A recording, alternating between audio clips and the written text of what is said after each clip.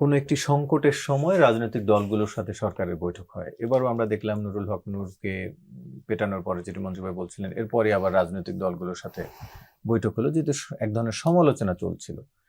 আবার আপনারাও বিভিন্ন সময় বলেন যে সরকারের সাথে রাজনৈতিক দলের দূরত্ব কমানোর কথা। আমরা দেখছি আলোচনা হচ্ছে এইরকম সময়। তার মানে কি সরকার কেবল বিপদে পড়লেই আপনাদেরকে ডাকেন, নাকি যে সব বিষয়গুলোতেই আলোচনা করেন বিপদে পড়ার আগেও? ধন্যবাদ। এই সরকারের সঙ্গে অন্য সরকারের একটা পার্থক্য আছে। এই সরকার ছিল গণ আন্দোলনের পরবর্তীতে জন আকাঙ্ক্ষা বাস্তবায়নের জন্য সরকার। এই সরকার কোনো দলীয় সরকার ছিলেন না। এই সরকার ছিলেন যে অভ্যুত্থানের মধ্য দিয়ে যে আকাঙ্ক্ষাটা তৈরি হয়েছিল, আকাঙ্ক্ষাটা পূরণ করবার জন্য অভ্যুত্থানকারী শক্তির মধ্যে একটা সমন্বয় সাধন করবেন। কিন্তু দুঃখের সঙ্গে দেখা গেল যে এই সরকার ক্ষমতায় আসার পর সমন্বয় তো সাধিত হয়নি, বরঞ্চ সমন্বয়ের ক্ষেত্রে কিছু বাধা তৈরি হয়েছে, দূরত্ব কিছুটা বেড়েছে দলগুলোর মধ্যে। প্রথম থেকে যে ভূমিকাটি তিনি পালন করেছেন তাতে সমন্বয় করার চাইতে বিভক্তি তৈরি করার নানা ধরনের আমরা পদক্ষেপ দেখেছি। বাইরের দিক থেকে দেখলে খুব খোলামেলা সরকার, সবার কথা শোনেন কিন্তু কারো কথাই মনে রাখেন না, সবাইকে কথা বলতে দেন কিন্তু কারো কথা অনুযায়ী কোনো কাজ করেন না, এরকম একটা জিনিস তৈরি হয়েছে। যে কারণে কেউ কেউ বলছেন এর মতো এত নিষ্পাপ, এত নির্বিরোধী অথবা এত মানে বলবো যে নির্দোষ সরকার নাই। আমরা আবার অনেক সময় বলেছি যে এরকম নির্বিকার সরকারও নাই, সব কিছুই হয়ে যাচ্ছে, চলুক, যা যেমন খুশি চলতে থাকুক।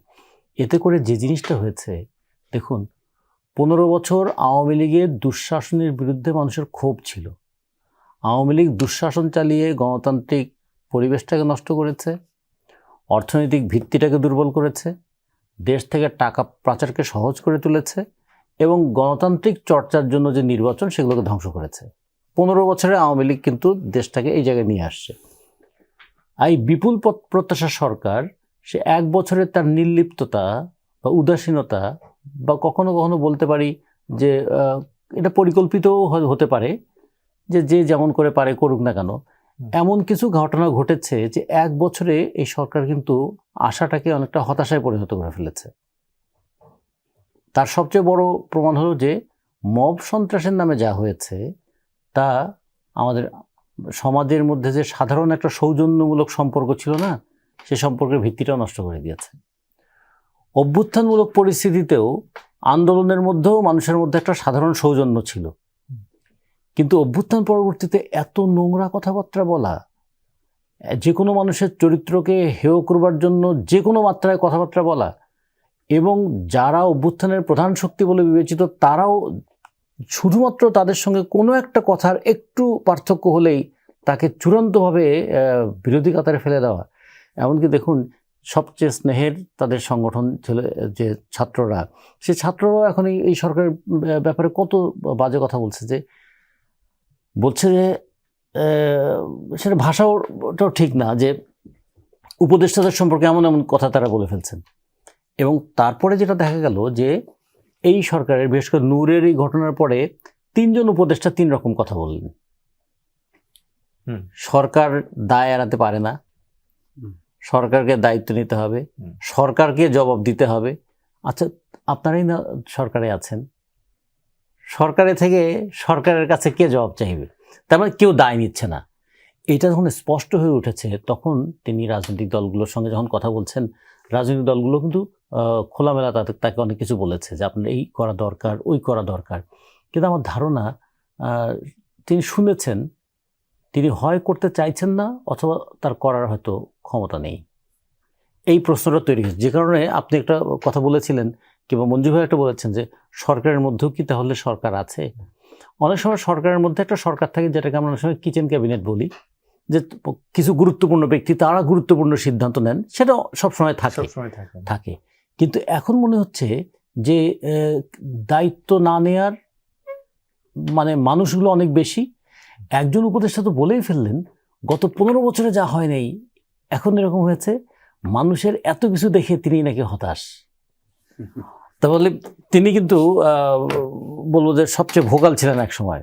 তা আমি নাম বলছি না কারো, কিন্তু তাদের এই আচরণগুলো মানুষের মধ্যে আস্থার জায়গাটা নষ্ট করে দিচ্ছে। সবচেয়ে দুঃখ লাগছে এই জায়গায়, এখানে খোকন ভাই আছেন, খোকন ভাইরা সহ আমরা কিন্তু একদিন একটা প্রত্যাশার জায়গা তৈরি করেছিলাম 90-এর গণঅভ্যুত্থানে। এবং সেই দিনও মানুষের কি বিপুল একটা প্রত্যাশা ছিল যে 9 বছরের একটা স্বৈরাচারী ব্যবস্থা গণ আন্দোলনের মুখে, এবং সেই আন্দোলনের নেতৃত্বেও ছাত্ররা ছিল। রাজনৈতিক দলগুলোর পটভূমি তৈরি করেছেন, 3 জোটের রূপরেখা তৈরি করেছেন, কিন্তু মাঠের আন্দোলনে ছাত্রদের একটা বিশাল ভূমিকা ছিল। 90-এর গণঅভ্যুত্থানটা হলো, কিন্তু তারপরেও আমরা সে আশাবাদটা রক্ষা করতে পারি নাই।